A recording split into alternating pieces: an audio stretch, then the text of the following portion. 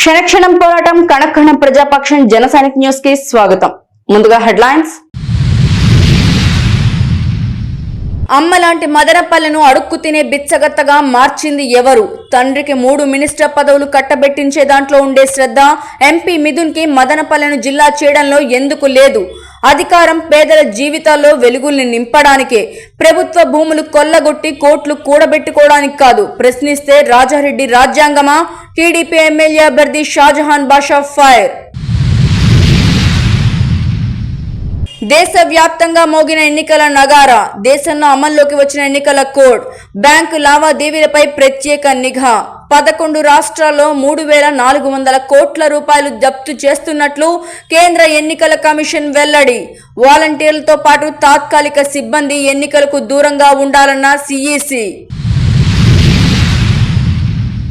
ఇక డీటెయిల్స్ చూస్తే, అమ్మలాంటి మదనపల్లెను అడుక్కు తిని బిచ్చగత్తగా మార్చింది ఎవరిని మదనపల్లె టీడీపీ అసెంబ్లీ అభ్యర్థి మాజీ ఎమ్మెల్యే షాజహాన్ నిలదీత. తండ్రికి 3 మినిస్టర్ పదవులు కట్టబెట్టించే దాంట్లో ఉండే శ్రద్ధ ఎంపీ మిథున్ కి మదనపల్లెను జిల్లా చేయడంలో శ్రద్ధ ఎందుకు లేకుండా పోయిందని షాజహాన్ సూటి ప్రశ్న. అధికారం పేదల జీవితాల్లో వెలుగులు నింపడానికే. ప్రభుత్వ భూములు కొల్లగొట్టి కోట్లు కూడబెట్టడానికి కాదని షాజహాన్ చురకలు ప్రశ్నిస్తే రాజారెడ్డి రాజ్యాంగమా? రాజారెడ్డి రాజ్యాంగం అంటే ఏమిటో రాష్ట్రంలోని పిల్లోని అడిగినా చెప్పే దుస్థిత. అన్ని అంబేద్కర్ రాజ్యాంగం ముందు తలదించుకొని తీరాల్సిందేనని షాజహాన్ స్పష్టత. వైసీపీ ప్రభుత్వంలో అన్ని తానే చక్రం తిప్పుతున్న ఎంపీ మిథున్ రెడ్డికి తన తండ్రి పెద్దిరెడ్డికి 3 మినిస్టర్ పదవులు ఇప్పించుకునే దాని మీద ఉన్న శ్రద్ధ మదనపల్లెను జిల్లా చేయడంలో ఎందుకు లేకపోయిందని మదనపల్లె టీడీపీ అసెంబ్లీ అభ్యర్థి మాజీ ఎమ్మెల్యే షాజహాన్ నేడిక్కడ నిలదీశారు. జనసేన నాయకులు శ్రీరామ రామాంజనేయులు, టీడీపీ నేతలు సంగం శ్రీనివాసులు, నాదెళ్ల విద్యాసాగర్ తదితరులతో కలిసి మాట్లాడిన షాజహాన్ ఎంపీ మిథున్ రెడ్డికి మదనపల్లె అభివృద్ధి మీద ఉన్న చిత్తశుద్ధిని ప్రశ్నించారు. ఎంపీ అనుచరుల ఆగడాలను నిలదీశారు. ఎంపీ మిథున్ కి మదనపల్లె చరిత్రను బోధించే ప్రయత్నం చేశారు. మదనపల్లె రాయలసీమకే తలమాణికమని షాజహాన్ గుర్తు చేశారు. దేశంలోనే టీబీ చికిత్స కోసం ఏర్పాటైన మన శానిటోరియం స్విట్జర్లాండ్తో పోల్చబడిన వైనాన్ని షాజహాన్ గుర్తు చేశారు. ప్రపంచ ప్రసిద్ధిగాంచిన రిషి వ్యాలీ స్కూల్, దాన్ని స్థాపించిన జిడ్డు కృష్ణమూర్తి మన మదనపల్లి వారే అని షాజహాన్ అన్నారు. బ్రిటిష్ వారికి వ్యతిరేకంగా హోమ్ రూల్ ఉద్యమాన్ని నడిపిన మహానుభావురాలు అనిబిసెంట్ రాయలసీమలోని తొలి విద్యా సంస్థ బీటీ కాలేజ్ను ఏర్పాటు చేసింది మదనపల్లిలోనే అంటూ కోట్ల విజయభాస్కర్ రెడ్డి, పెండేకంటి వెంకట సుబ్బయ్య లాంటి మహామహులు చదివింది మదనపల్లిలోనే అంటూ షాజహాన్ తన సొంత ఊరి చారిత్రక ప్రాధాన్యతను నొక్కి చెప్పారు. నాటి బ్రిటిష్ కార్యాలయ కట్టడాలు, విశాల స్థలాలు నేటికి ప్రభుత్వ కార్యాలయాలుగా ఉన్నాయని అంటూ మదనపల్లె దీనిలో తక్కువని, తమరు జిల్లా కేంద్రంగా చేయలేకపోయారని మిథున్ జీ అని షాజహాన్ నిలదీసినప్పుడు హర్షాతిరేకాలు, కరతాళధ్వనులు మిన్నుముట్టాయి. సుదూర తమిళనాడు, రాజస్థాన్ ప్రాంతాల నుండి ఎందరో బతుకు తెరువు కోసం వస్తే మదనపల్లె నేల వారిని కన్న బిడ్డలా చూసుకుని వారి భవిష్యత్తును తల్లిలాగా తీర్చిందని షాజహాన్ గుర్తు చేశారు. అటువంటి మదనపల్లెలో చదువుకున్న వారికి నిరుద్యోగం పీడిస్తోంది. రోజుకొకరు పేదలకు జీవనోపాధి విక్రిస్తోంది.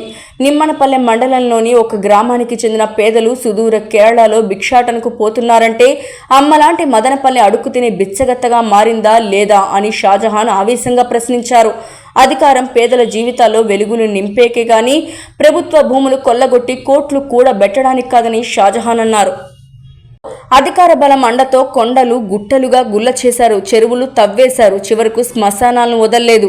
Madanapalle royal wood furniture showroom పక్కన ఉన్న ప్రభుత్వ భూమి దోపిడీ దేనికి సంకేతమని షాజహాన్ ప్రశ్నించారు. నిలదీస్తే ప్రశ్నిస్తే రాజారెడ్డి రాజ్యాంగం అమలు చేస్తున్నారని షాజహాన్ అన్నారు. రాజారెడ్డి రాజ్యాంగం అంటే ఏమిటో రాష్ట్రంలో పిల్లోని అడిగినా చెబుతారని షాజహాన్ అన్నప్పుడు నవ్వుల పువ్వులు వెలివేశాయి. ప్రభుత్వ అధికారులు చట్టబద్ధంగా వ్యవహరించాలని షాజహాన్ అన్నారు. ఎంతటి వారైనా అంబేద్కర్ రాజ్యాంగానికి శిరస్సు వంచి తీరాల్సిందేనన్నారు. టీడీపీ అధికారంలో రావడం పక్కా అని చెప్పిన షాజహాన్ ఒకే ఒక నెలలో మదనపల్లెను చంద్రబాబు జిల్లాగా ప్రకటిస్తానన్నారు. మదనపల్లెకు అటు ఉన్న చెన్నై, ఇటు ఉన్న బెంగళూరుని కలుపుతూ ఏర్పాటయ్యే ఐటీ కారిడార్కు హబ్గా మదనపల్లె ఉండబోతోందని షాజహాన్ వెల్లడించారు. చంద్రబాబు ఆధ్వర్యంలోని టీడీపీ ప్రభుత్వంలో మదనపల్లె పూర్వ వైభవం సాధించి రాయలసీమకే కాక దేశంలోని పేదలందరికీ బతుకు తెరువు ఇచ్చి బంగారు భవిష్యత్తు కల్పించే అమ్మగా మారిపోతుందని షాజహాన్ స్పష్టం చేశారు. 14 నాటికి ఎక్కడ మిగిలిన రోడ్లు, వేసే రోడ్లు ఎక్కడ కాలువలు మిగలలేదు. 1వ వార్డు అన్డెవలప్డ్ ఏరియా, అది అంత మొత్తం డెవలప్ చేశాను.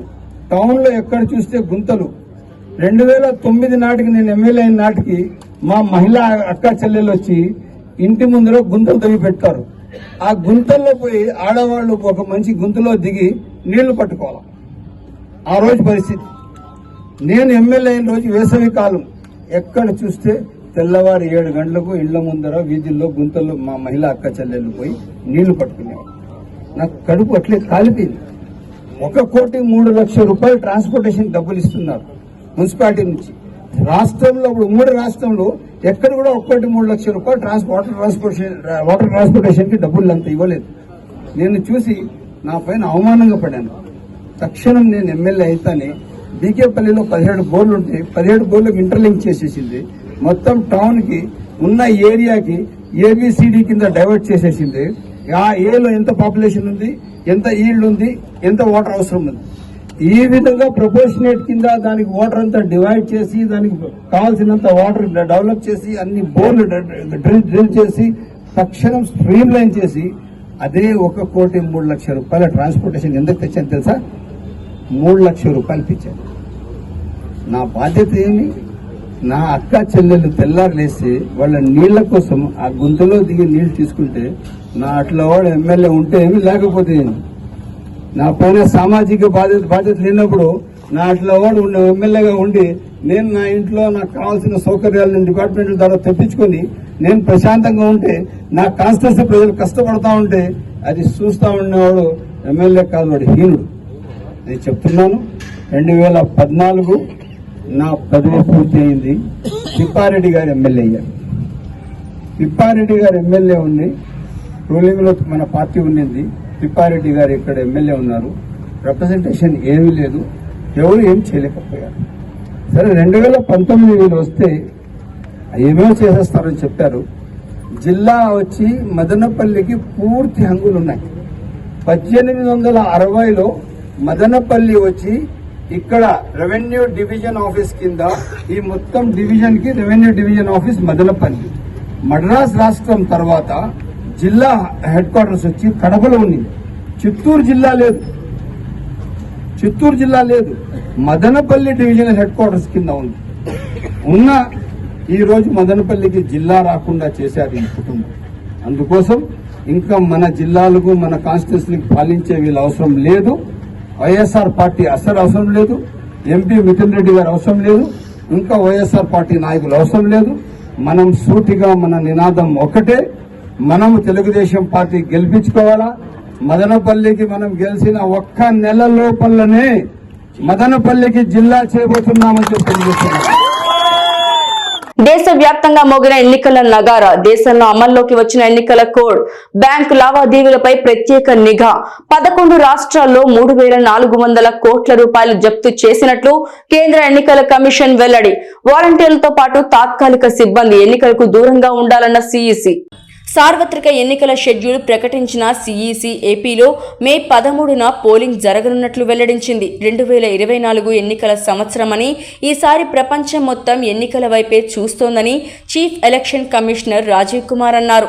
2024లో ఇండియాతో పాటు ప్రపంచంలోని అనేక దేశాల్లో ఎన్నికలు జరుగుతున్నాయని ఆయన అన్నారు. అందుకే ఏడాదిని ఎన్నికల సంవత్సరంగా చెప్పుకోవచ్చని అభిప్రాయపడ్డారు. రాబోయే ఎన్నికల్లో ఓటర్లంతా తమ ఓటు హక్కు వినియోగించుకోవాలని కోరారు. దాదాపు దేశవ్యాప్తంగా 97 కోట్ల మంది ఎన్నికల్లో తమ ఓటు వినియోగించుకోనున్నారు. ఏపీ, తెలంగాణ ఎన్నికల షెడ్యూల్ పూర్తి వివరాలు ఇలా ఉన్నాయి. నోటిఫికేషన్ విడుదల ఏప్రిల్ 18 నామినేషన్లకు చివరి తేదీ.